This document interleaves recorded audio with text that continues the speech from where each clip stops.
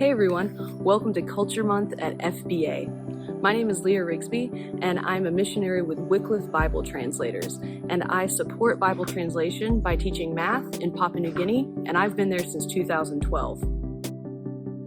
Some of the cultural challenges that I face in Papua New Guinea mainly have to do with communication style. As Americans, we tend to be very direct and answer things with quick yes or no responses and just generally say what we need, when we need it, and what for. In Papua New Guinea, however, this can be seen as putting people in a place where they might feel shame.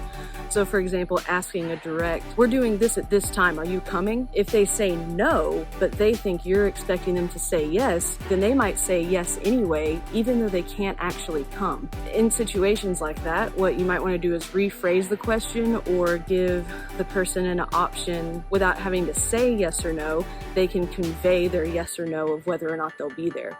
One example I have is I invited a woman to our clinic. They were giving some vaccinations for free. I did it the wrong way first. I asked her, oh, do you want this? If you do, tell me and I'll let them know. And she kind of said, oh, I'll think about it. And I lapsed and I didn't realize that was her way of saying, no, that's not for me. And instead I kept pressing her and I said, oh, well, if you decide, just let me know, just tell me. And then after a couple of asking, she eventually said, no, I don't want to do that. And I realized what I had done, so then I made sure that I let her know that I respected her answer and that her no was totally fine, that I wasn't expecting her to say yes.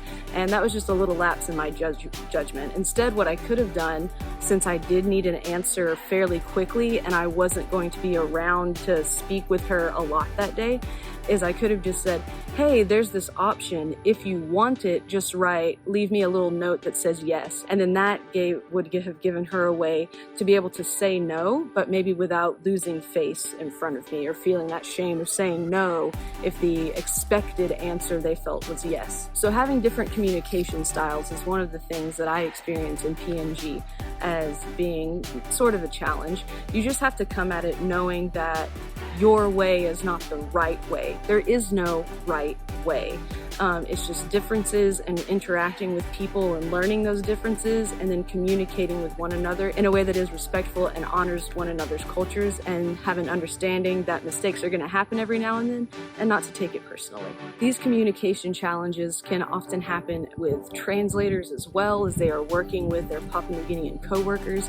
So just be praying for our expat translators and our Papua New Guinean translators as they do come together and those cultures mesh, that they would find good ways to communicate and be able to laugh and understand one another and get over those cultural hurdles that sometimes can collide. And for my ministry, you can be praying for me as I communicate with my students who come from America, Australia, Korea, Canada, Europe, and Papua New Guinea, that I would be able to navigate all of those cultural differences and communicate effectively with my students.